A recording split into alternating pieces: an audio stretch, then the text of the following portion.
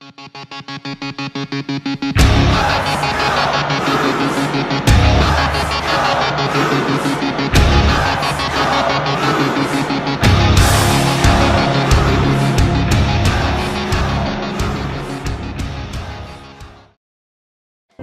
and gentlemen, it's time to get on your feet. Watch me light the sky! And he scores with an unbelievable one-handed tuck-in goal. And the Blues have tied the game on a highlight reel goal. Watch me light the sky! Shoots. Game winner. You can bring out the Zambonis.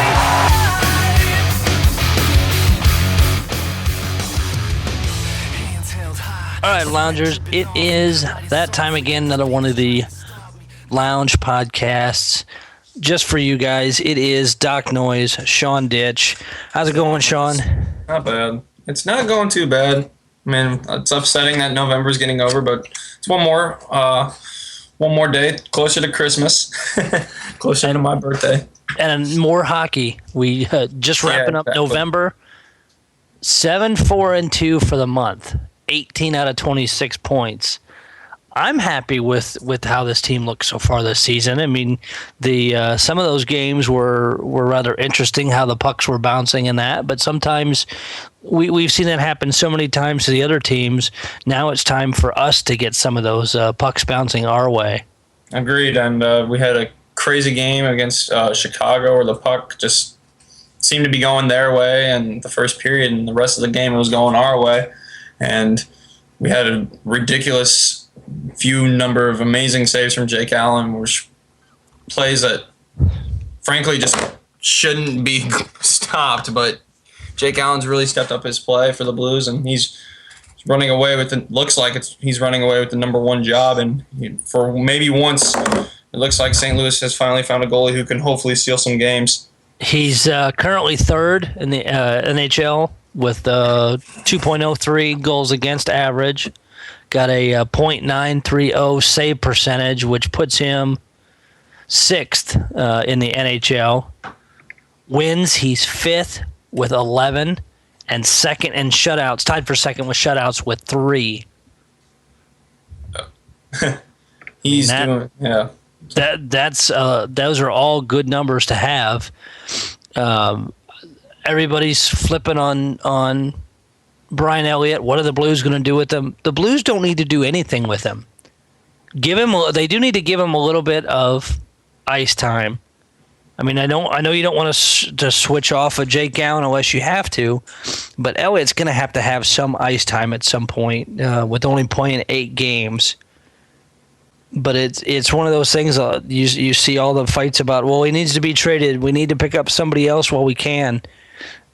Who's available that you could pick up that would make us any better than having Elliott as a solid goaltending tandem with Allen? I don't see anybody else out there. Yeah, it's silly. I mean, in this league, you can't really. If somebody's out for free agency waivers, whatever it may be, they're going to be snagged up very quickly. You saw that with Jaromir Jagr even a few seasons ago when Boston picked him up. And when he was on free agency. In this league, and especially if guys are on free agency, you just don't see like good quality, high scoring, or even good goalies on available on free agency or even waivers, because everybody's playing good, and it's a win type attitude for every single team. Win now, and the cream of the crop is somebody has a cream of the crop player in every team in the league, and it's just not like the old days like it used to be. And I mean, I know Elliott's got to be getting a little frustrated, but he's kind of biting his tongue about it, I think. But you know what? This team has I don't want to say been through a lot of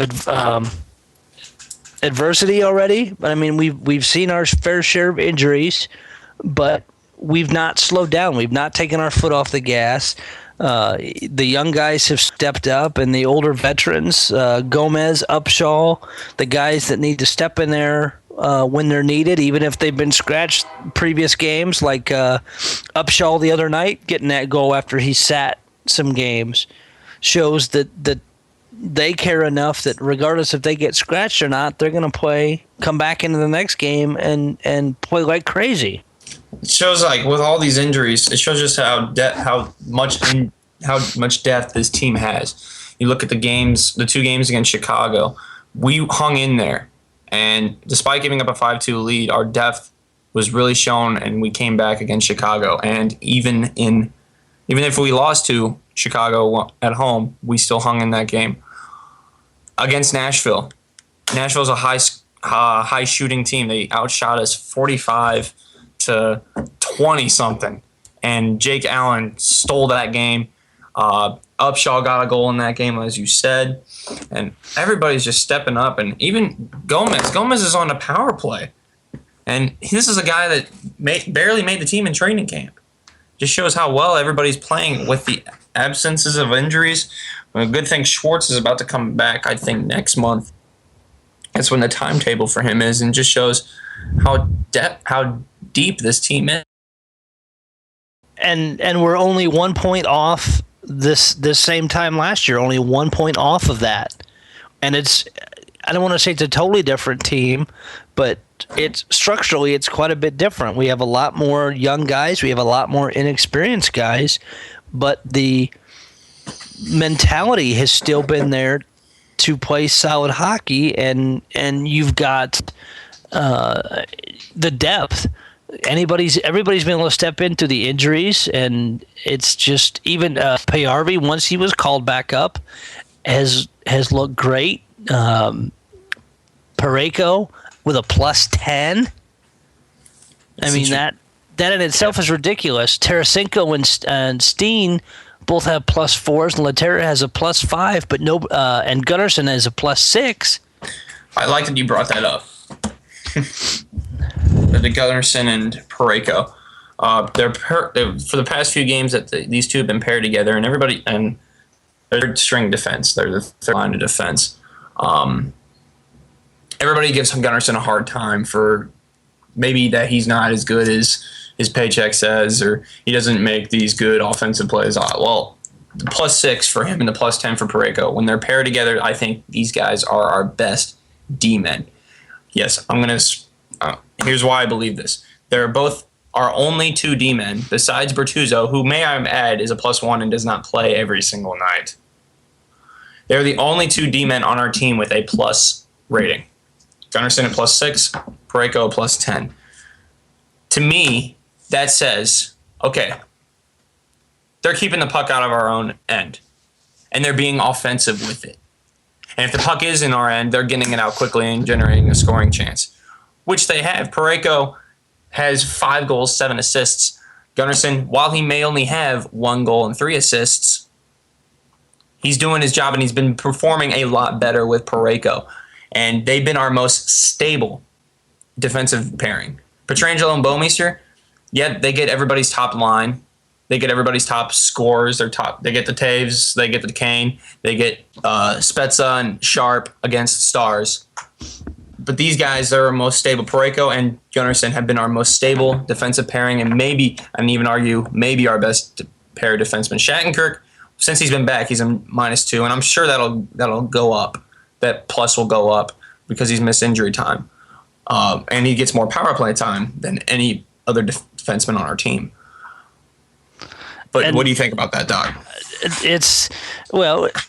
They're playing off each other. I mean, looking at some of the defensemen, Bortuzzo's not been around that long in the league, and of course, Parayko, one of the guys they didn't know if would be here, up in Chicago with the Wolves, and yeah, it's phenomenal. It's playing them 2 together. A lot of people didn't think that pair was going to work, and so far I think it works out pretty well. I mean, the line pairings overall have been really good, and Gunnarsson's played every single game this year. There's only a handful of guys that have. It's there's just a lot. This team is very impressive and will continue to be this whole season. I mean, with having all these issues up front, if they can maintain the the strength level and the endurance level, I think we'll be looking good come April. Oh, no question. I totally agree with you. The team has been very well, and they've been now. Can they keep that endurance up? That's going to be a very important question as well, Doc. I believe they can, and they certainly should be able to. Especially with the guys coming off an injury, they're going to be obviously a lot healthier. You could say that they're going to be a little stiffer because they're injured, but they're going to have that endurance later in the season. Schwartz, he's been a great playoff player for us. He's had 3 good postseasons. Well, maybe not last postseason, but he had a great postseason against LA and against Chicago. Shattenkirk, one of our best defensemen, one of our better defensemen last year in the playoffs as well. I mean, these guys are going to help us get into. They're going to help us keep the ball rolling come playoff time, and even Stastny. He may have been on a third line last year, but now that he's on number 1 line with Steen and Tarasenko, these guys are really clicking. They get a lot of power play time as well. They're going to be very, very good and hopefully keep the momentum going March and April. I mean, what else can you say? This team has just on it, and let's hope that they continue to be on it this entire season, because the way things go, are I think we'll be sitting right near the top, if not at the top of the entire league by the time this season's over with. I mean, that may sound awfully confident right now, but that's just how things look. I can't agree more, and I'll be honest with you. I didn't think this was going to happen at the beginning of the season. I thought the Blues are going to be second or third in our division. It looked kind of shaky. Yes. I mean, other teams that you expected to do really well have fallen on their face, and even in Columbus, I expected more out of Columbus early on, and I mean, look where they were at. Yeah, they fired their head coach, and Tortorella seemed to be turning things around there. We'll give it time. We'll see if it's just a quick coaching change or something actually happens there. I want to add. Shattenkirk and go ahead. I wanted to add that in November the Blues were 3-1 against their division, which is crucial. If you're going to be at the top, you got to be beating teams in your division. Oh, definitely. And some of those. I mean, that's where it matters coming into stuff. And if we can bash those teams early and keep the pressure on all year, it will help us go pretty far there. But we had Shattenkirk out for a little bit, had Stastny out for a while, and we've still got sitting on some injuries, but we pushed through them. We really pushed through them, and the guys have shown the resilience that they need to show. I agree, and we have Schwartz still coming back. He's going to be back next month, and Berglund, who's skating now. Probably still seeing the first of the year by what I'm hearing for him. And Berglund, everybody's still on the package, Berglund in a trade and all that kind of stuff. That brings up my point from what I said earlier. Who are you going to trade him for? I just don't see it, because everybody likes to bitch and throw him under the bus. I mean, you can't look at numbers right now, of course, because he's injured, but he was the best in the fourth quarter of the season last year.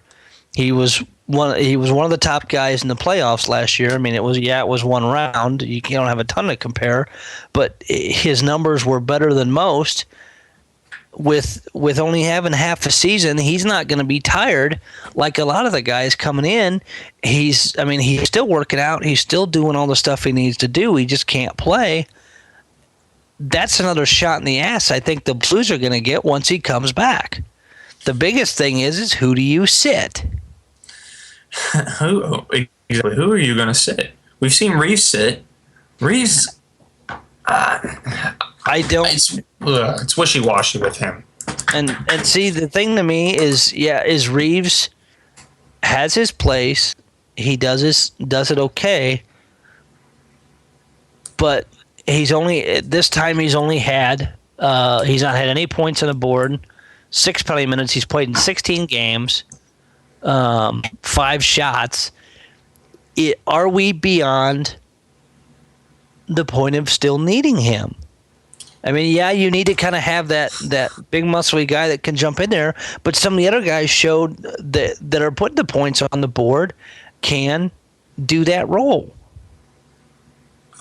It's really wishy-washy. Like I said, it's we need a big guy in the playoffs, but we also need scoring as well. And other guys like you said, they've been stepping up and hitting and scoring. Well, and the most with the penalty minutes right now is Brouwer at 25, Ott at 32, Edmondson at 20, and Bertuzzo at 22. I mean, but they're seeing a lot more games. Do we move on from Reeves with having some of these other guys? Because even with scratching Gomez and Upshaw and switching those guys around, they've shown that they could put points on the board. I mean, Reeves has been really off because of the knee injury during training camp and that, but maybe it's just time to move on from him and go in a different direction. Everybody wants Berglund gone, but I don't see it. Berglund's going to be one of the guys. Come on. If he steps up after the first year, once he's back and in excellent shape, the biggest thing that he'll have is just getting used to playing with whatever line mates. He's going to be at that disadvantage, but I really think he's going to come back and be better than he has in quite a while. It'd be hard to disagree with that logic. If he's going to be missing ice time, obviously right now, like you just said. And when he comes back, he's going to have a fire under his belly. Like, of course you're going to have that fire under your belly, and you're going to want to do your best. And with that, you don't want to say no to that.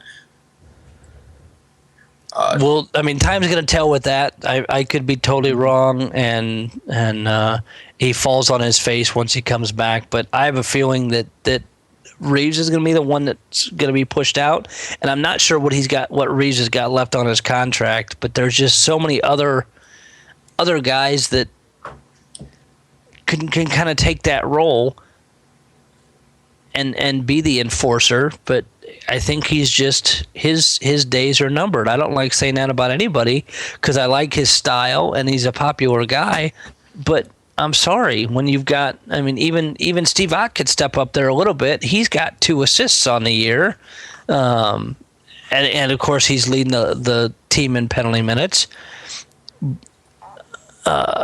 Is he also leading the team in finding majors? I would think so. I would think so too. Yeah, looking at it, and I don't have all the stats in front of me, but I believe that's correct. Yeah. But we'll see. I mean, we've still got a long way to go before you start to really hit and trade stuff. So I mean, we may all be wrong. We got a lot of games coming up. I mean, tomorrow's December the 1st.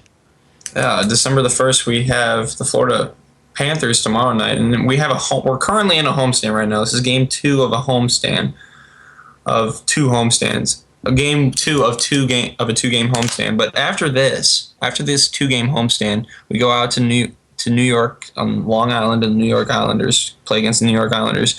But during this stretch of time, we have from the game against Columbus till December 26th, Christmas, the day after Christmas, we have 10 home games and 4 away games. That's 14 games, and 10 of them are home. That's going to be insanely crucial, and one of them is of those 3, we have a 5-game homestand. And you have a huge home against Dallas and on we 26th, 27th. We need to take both of those because Dallas has just been on a tear and continues to be on a tear. But we need to find how to knock them down and get some of those points back from them. I agree, and the home isn't even within 24 hours of each other. You play Dallas in St. Louis at 7:00 on Saturday night. Sunday afternoon, late early evening at 5 p.m. on the 27th. This is going to be our first look at a Dallas team and it's going to be Dallas's first look against us. And the Blues were 3-2 against Dallas last season, and all games were won on away ice for each team. The home team, the away team won every game in the series last year. It's going to be interesting. They can compete with us. We can compete with them. It's definitely a better Dallas team than what we faced last year. You can make the argument and say that we are even a better club from last year as well. Actually, you can make that argument that we are the better club from last year. And in this, and also in the homestand, it's going to be our first look at Colorado. And while they're at the bottom of the Central Division, they're giving a fight every single night. You have how many games against Central Division? You have 6 games. Excuse me. You close out on New Year's Eve against Minnesota at home. These are crucial games, and you have only 4 games, against Eastern Conference opponent, which are basically free points. No, excuse me. You have 6 games against Eastern Conference opponents, but these are free points. You're gonna free points, not necessarily, but since you pick up these points, nobody's gonna gain any ground on you, or no one's going to lose any ground on you either. So you got to really win those games. I mean, if you lose them, they're not as big of a deal, but of course you still want to win these games. But these Western Conference games are crucial, and especially in the Central Division. And I want to see us end up with as many points as we can before we get into the All-Star break. I mean, but we've got right now. Today's November 30th. The All-Star break, the All-Star game is Saturday, January 30th. So we want to have as many points as we can going into that break, because even if we take our foot off the gas a little bit after that break, then we at least can hopefully have a decent amount build up come the restart of the break. And what do you think? I mean, mentioned the All-Star game. They're switching the whole thing around, and I think it will be pretty decent. A lot of the former players, including Brett Hall, think it's dumb, this 3-on-3 stuff. A lot of people still are not sold on the 3-on-3 overtime, and it's decided a lot of games. But this year, the All-Star game is going to be 3 20-minute games, 3-on-3. Star players from each division make it up to 4 teams: Pacific, Central, Atlantic, and the Metropolitan Division. Of course, they always do the skills competitions, what I enjoy more than the stupid game itself, because usually it's just watching goalies get lit up.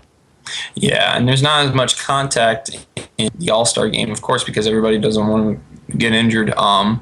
However, I look at this 3-on-3 game and these 3-on-3 contests, these 3-on-3 periods, whatever you want to call them. I look at this and I actually have an exciting reason to watch the All-Star game, because now it looks like they might actually give an effort where they're only going, they're basically not even trying in 5-on-5, but now you have all this open ice, so you're going to see a lot of creativity, a lot more skill in the All-Star game, as opposed to the skills competition. Now, skills competition, you're going to get what you pay for, skill, of course, and that's what everybody loves.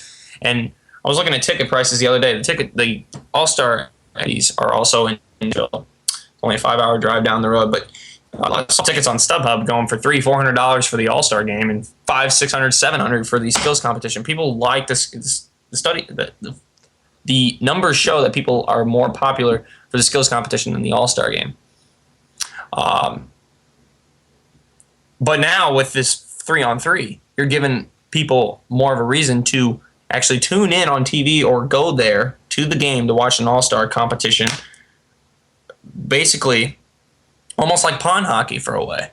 Well, and I will say, listening to Brett Hull's interview a week or two ago, they had him on during one of the games. He was discussing it. It was when the NHL announced it, and he was talking about the guys just being absolutely gassed after 20 minutes at 3-on-3. I don't know. I don't know how he would know that. Part of what I think with that is I think I know he still gets out there and plays with the guys, but I'm sorry. Holy's a little older now, Yeah, and put on a he's few not pounds. got the conditioning that these guys do now. It's a whole different sport. Yeah, I agree. I agree completely. I know people don't like the 3-on-3 overtime. They say it's a crapshoot. It's just deciding games and whatnot. It's a crapshoot, yes. It's also diminishing the number of shootouts, which are basically one more solely on skill. But this is going to be really exciting. All right, I don't care what anybody thinks about 3-on-3 All-Star game. If they think it's going to be silly, I think you're silly for saying it personally. Not saying you, Doc, specifically. No. I'm just saying if rhetorically. This is going to be exciting. You could have Tarasenko. Imagine this: Tarasenko, Taves, and Sagan playing 3-on-3. There'd be no defense.